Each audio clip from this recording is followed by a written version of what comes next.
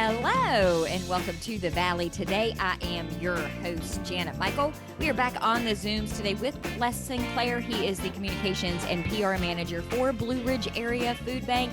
You met him last month when Les made his debut on the Valley. Today, we're going to talk to him several more times before the end of the year. And Les, we originally put together the topic for this show because September is Hunger Action Month. And then as we were talking before we started recording, it dawned on me, September is almost over, but that doesn't really matter. You said something earlier that hunger doesn't care. And all of a sudden I heard in my head, all those commercials that we've heard about shingles doesn't care. So hunger, much like shingles, doesn't really care what month it is. There are things that we can all do throughout the year to be able to help those that are food insecure in our communities. Yeah, we like to say that hunger doesn't take a vacation. Hunger doesn't have a calendar. Hunger doesn't keep a schedule. It just does what it does.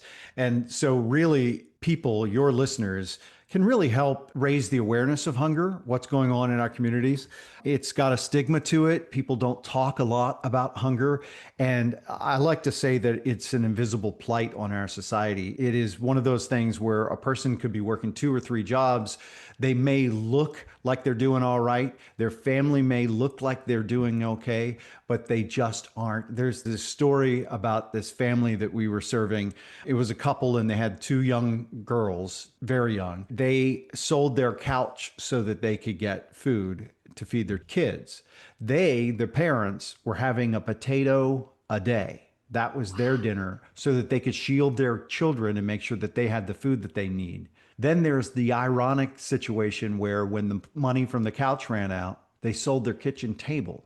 And then they discovered one of our food pantries and they were able to get the food that they needed for their families. So that's what we're talking about here, is just making sure that people who are hardworking and have children or don't have children, maybe they're seniors, maybe they're veterans, maybe they're just folks who've had one situation in their life that has struck them in a negative way. The statistics show that most of us in America don't have $1,000 for an emergency car repair or something that happens to your home, or even an emergency medical bill. So if one of those things happen and you're living paycheck to paycheck, what do you do? How do you cope? That's where these food pantries and the Hunger Relief Network comes into play. Food is always the one thing I think that people put last. So if it comes down to, all right, I've got $30 and I've got to get to work 4 more days this week before I get a paycheck, I'm going to skip lunch. I'm going to skip dinner because that $30 needs to put gas in my car to get me to work those 4 days so that I get that check at the end. And then hopefully I have enough money left over at the end of that week to be able to feed myself or feed my family. I think hunger gets a really bad rap. Food in particular gets a really bad rap on the list of priorities. Yeah, it always comes last, and it seems to be continually going up and up and up. We had the double-digit increases after the pandemic, and it has continued to increase at least 3% year over year.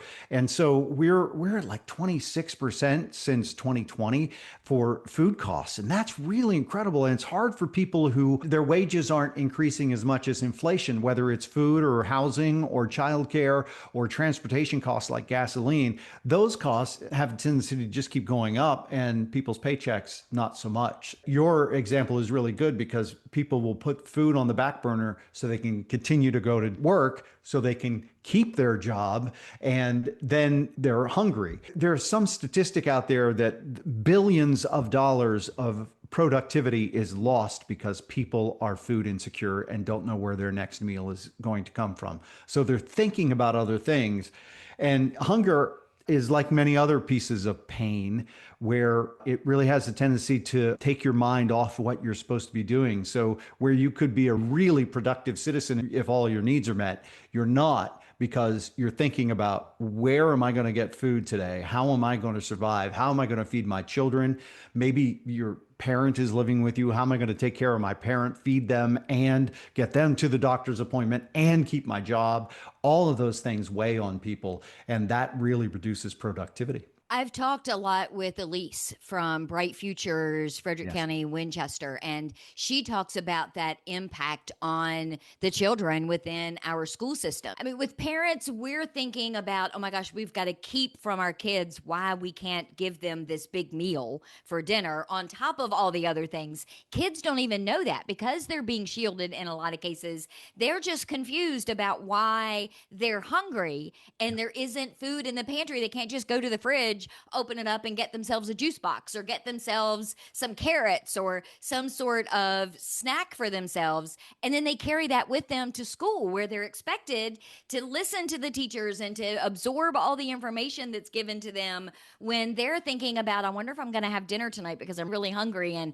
I wonder if the kid sitting next to me in the lunchroom will give me his extra dinner roll so I can put it in my pocket and take it home. There are just so many scenarios that I think most people don't think through or just aren't aware of. Yeah, if you're not in it, you probably are not thinking about it. Elise is amazing, by the way, and what they're doing at Bright Futures is really incredible, making sure that children have the stuff, not just food, but the stuff that they need to make their lives better. And she has a great saying. She says, hungry stomachs have no ears. And I think that's fantastic because really it outlays exactly what you were talking about. You go to school and you're thinking about you're hungry, you're not really paying attention to the lesson that you're supposed to get. And it's hard to even be good when there's this confusing thing happening in your life. So making sure the kids have enough to eat is vital to making sure that they're educated the way that we need them to be too. I think it was really entertaining when Snickers came out with their whole marketing campaign about being hangry. Yes. But it is a real thing. They Yeah. made a joke of it, but it is a real thing. You tend to be a little more short tempered Mhm. when you're hungry. There are a lot of things that impact your interactions with people, whether you're an adult or a child, on a day to day basis if you're hungry. I really think hunger is a lot like any other pain. If you've dealt with anyone who's in pain, they have a tendency to be more short tempered. They have a tendency to be more abrasive. And it has a tendency to really isolate you too. It brings you into yourself and you're thinking more about yourself than you are other people. And that's natural because your brain is trying to figure out how can you get yourself out of this pain instead of what can I do now that it makes the life better? So there is something wonderful about having enough. And I believe there's a little bit of look, if you've got enough, it's like a hedge for the future. Give a little bit away, what you can, so that in the future, if that ever happens to come visit you, that you'll be prepared for it. I had a wonderful experience up at Loudon Hunger Relief with a guest. She had 5 children. She was going through a divorce. It was really challenging for her, but she discovered the food pantry there. And she said, I'm a receiver right now. And I look forward to the day when I can be a giver again. So she's trying to get herself out of this situation where she was a giver.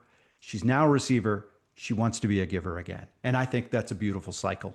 I talk a lot about food pantries on the show. And of course, you're one of the biggest in our area, if not the biggest one in our area. I love the fact, though, that there have been, and I'll fully credit Andrea and Winchester CCAP, all of these fridges that have popped up. So Andrea got a donor to fund one of them, and then that turned into 3 of them. So there's one on the Our Health campus, there's one at Abundant Life Church in Stephen City, and there's one at Montague Avenue Church. And then just recently, one has opened in Middletown here at the Wayside Inn. Clem's Kitchen has put a fridge out front.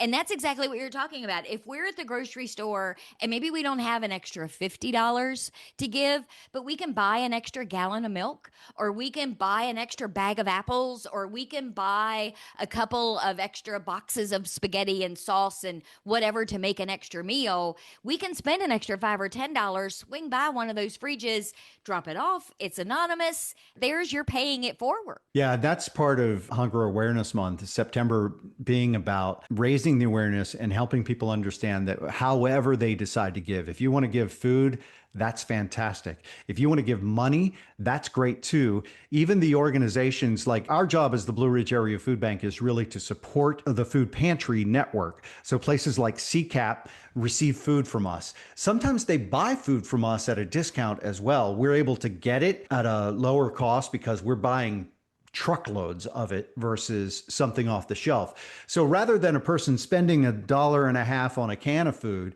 you could donate $1 and that can turn into 3 meals, not just 3 cans, but 3 meals because of the buying power of the Blue Ridge Area Food Bank and our ability to take that food and filter it out to the food pantry network.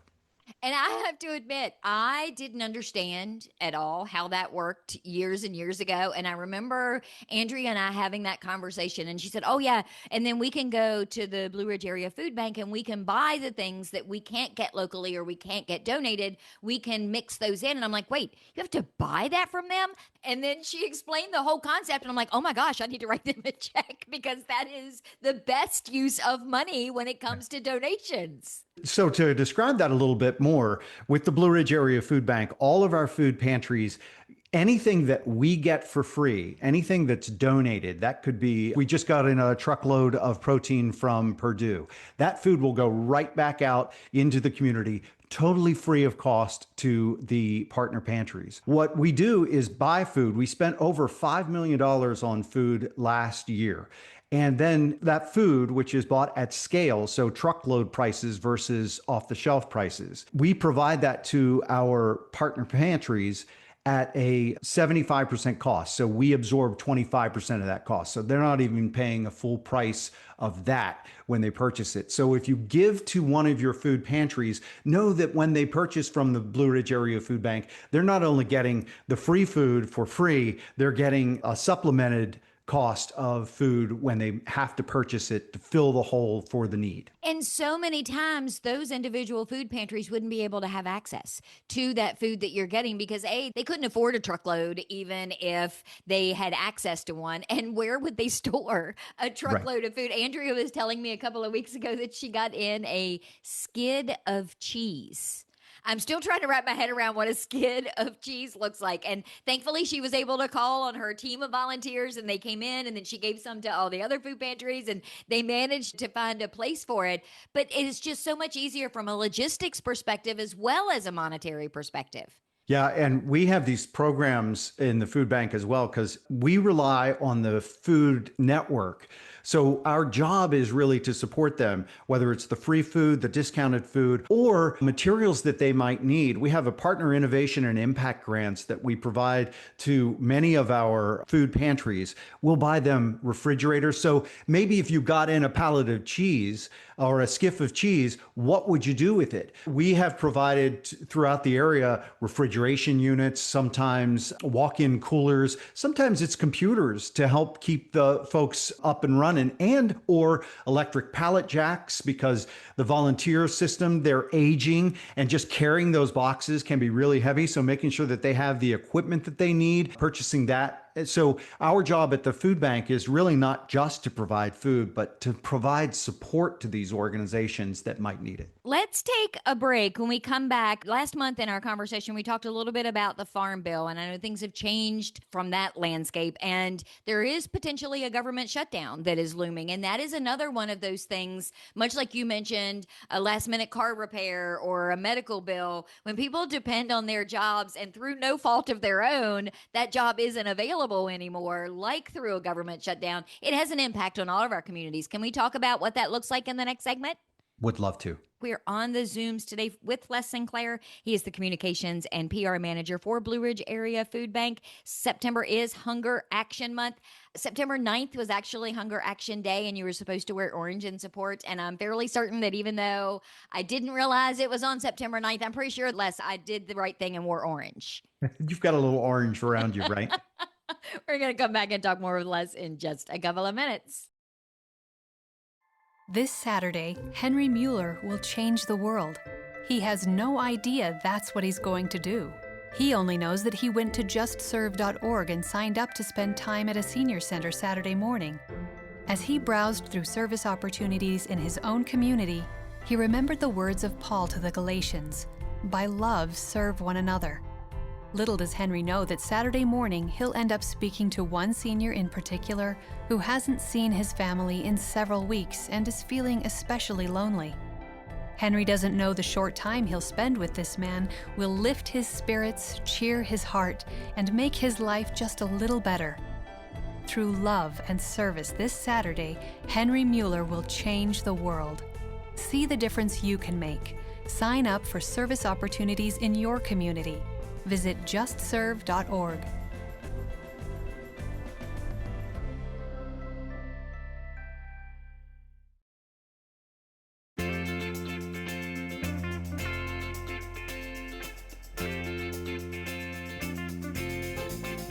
Welcome back to the Valley today. I am your host, Janet Michael. We are on the Zooms today with Les Sinclair. He is the Communications and PR Manager for Blue Ridge Area Food Bank. September is Hunger Action Month, but as Les pointed out earlier in our conversation, hunger doesn't take a vacation. Hunger, much like shingles, doesn't care. So it's just a month that you try to make people aware of how deeply ingrained, sadly, hunger is in all of our communities, Les. And we talked about how sometimes it impacts us with things that we have no control over.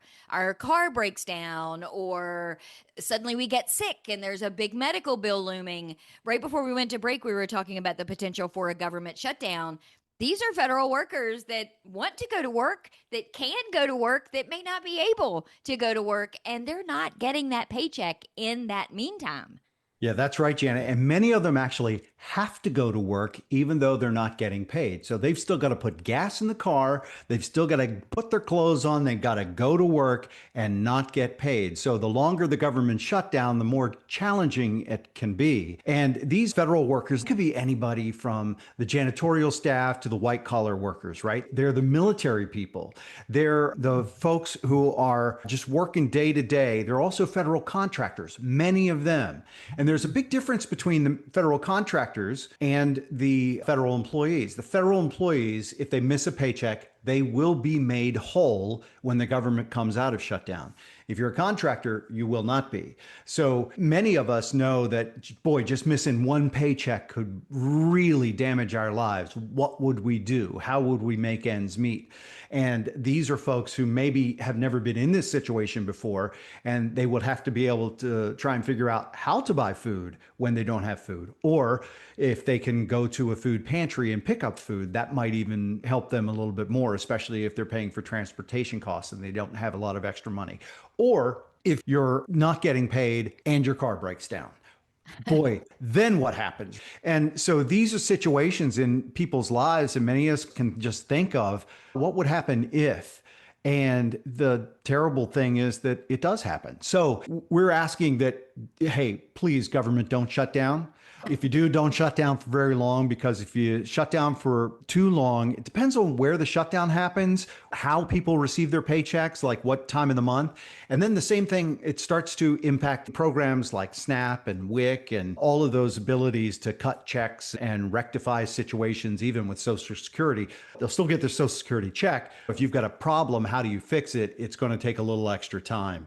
So the government shutdown is not a happy thing for a lot of folks. And so we're hoping that doesn't happen. If it does, we're hoping it's very short term, and just keep people in mind that might be working for the federal government or with the federal government that will be in a situation that they may not have seen themselves in. You mentioned a second ago that federal workers are typically made whole when the government reopens, but I want to make sure people understand that doesn't mean that they then get this big check that they get to go on vacation with. They've still got to go back and pay the electric bill that now they're late on, that has late fees. They've still got to pay the water bill. They've still got to pay reconnection fees if by some catastrophe something has been disconnected during that time. It's not like they just suddenly get this big check that they just get to go and do whatever with. It has to go and pay all the things that they couldn't pay during that time they were off.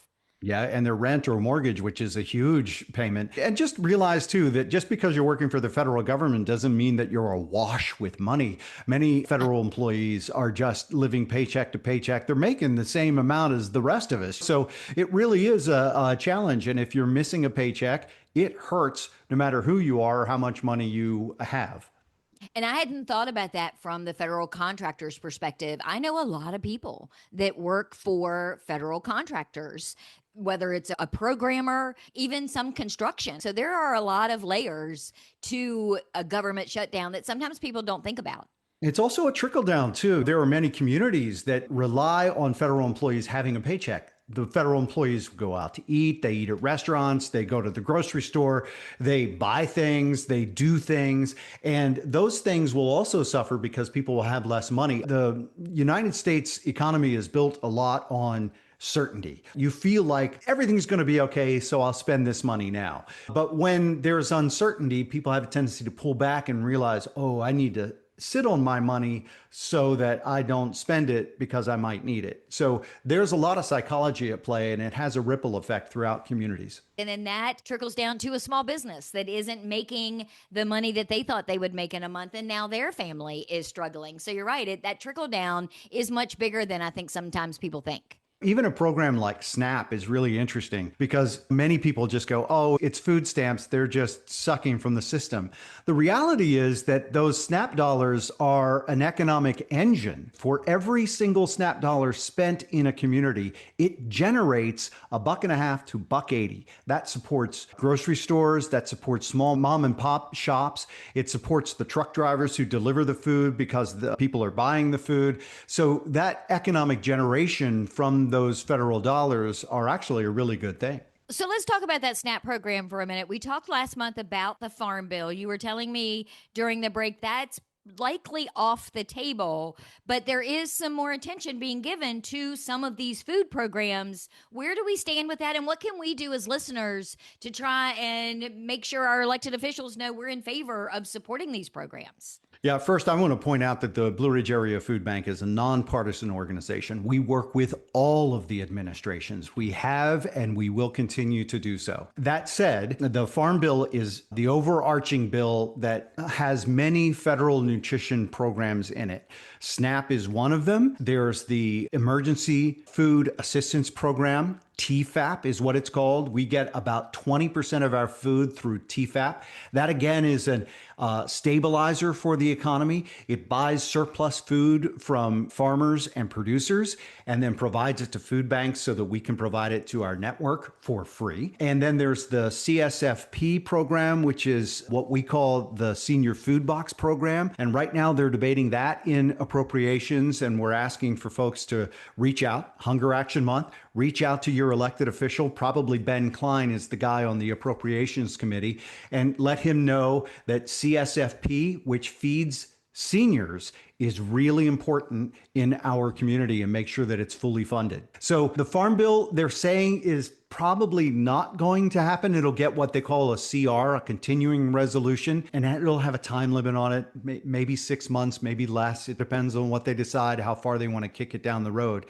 But it's supposed to be up for reauthorization every 5 years. So we're working on a 2018 Farm Bill. Wow. So pre-pandemic even. That's right. In October, it'll kick over into 8 years of a 5-year Farm Bill. Now, we know that prices have risen, and that affects the ability to buy things through the Farm Bill. So it really is important, and it is a bipartisan issue. It cannot pass without 60% of the votes. It's got to be bipartisan, and we ask that it be strong, and we ask that they fully fund the federally funded nutrition programs in the Farm Bill and in the appropriations process right now, even if they do a continuing resolution. I know that's wonky talk. Really, if you're listening to this program right now, just call your representative and let them know you support a strong Farm Bill and funding fully federal nutrition programs. And I will put Ben Klein's contact information in the show notes. So if anybody says, I don't even know where to start to do that, all of that information will be in the show notes. And you're right, though, Les, because much like hunger doesn't take a vacation, hunger also doesn't have a political party. Hunger is for anybody and everybody. It doesn't matter if you've been a lifelong Republican, a lifelong Democrat, or someone who's independent, or whatever other political party. If you're hungry, you don't care as long as somebody is helping you not be hungry anymore. Yeah, and we have a slogan, everyone should have enough to eat. And we mean everyone. We don't care about your political party. We don't care about your race, your creed, your color, your religious affiliation. We don't care about any of that stuff. We just want to make sure that people have the food that they need so that they can thrive. We know that food is health. We know that when people have the correct nutrition for their bodies, that they thrive and they are less of a burden on society. We know this. The science is out on that. If you have a good diet that supports your health needs, you will be less of a burden on society as a whole, and you'll be healthier, you'll thrive, and you'll be more productive. And I think all those things are great. The other thing that people can do, not just during September, Hunger Action Month, is if they have an extra hour on a weekend or an extra hour on a Wednesday afternoon, they can volunteer either with you at the food bank or at any number of food pantries in our area. Volunteer hours are incredibly important for everyone in our area right now. Yeah, volunteerism is down nationwide. Also, people going to church is down, and most of our pantries are based in a church. So I say this all the time. When you volunteer, you get more out of it. I promise you, you will. You will get more out of it than the people that you're serving. There are food pantries, there are organizations throughout your community that could use the help. We at the Blue Ridge Area Food Bank would love you to volunteer, whether it's a mobile food program or at the warehouse in Winchester or Verona, which is the closest to your listening audience. But if you want to find a food pantry, you can use our Food Finder tool. Just go there, put your zip code in, put your address in. It'll tell you the food pantries that are close to you. It'll give you the contact information. You can reach out to them and say, hey, would you like a volunteer? What can I do to help?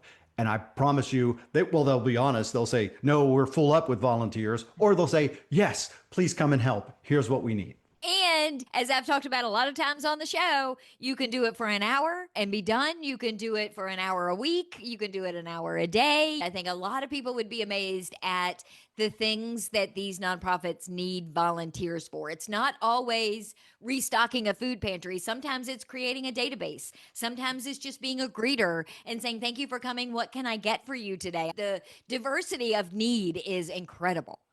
Yeah, the chances are that if you've got a skill, we could put it to use. My wife is a Excel freak, so I volunteer her all the time for stuff that needs to be done for the food bank. She organizes it, makes it look pretty, makes it understandable. So if you've got skills like that, sometimes you can volunteer as an office staff. As you said, being a people greeter, sometimes people will volunteer and come in and just man the front desk for a while. Or we've got forms that we've got to fill out for the government, and they need the help doing that. All of the pantries have these same forms. We've got strict requirements that we have to meet. And so making sure that you've got some administrative skills that they can use. Heck, we've even put video. In fact, up in Winchester, there was a volunteer who did video for me. He edited video down and made just a fantastic video, and we used it. So if you've got a skill, the chances are either the food bank or the volunteer network, the food bank network, can use that skill. And all of that starts at your website. That's probably the best first place to go to learn hunger stats, to find out where these food pantries are located, to make a donation of some sort. They should all start at your website. Yeah, that's easy. You can just search for us on your favorite search engine, Blue Ridge Area Food Bank, or BRAFB.org.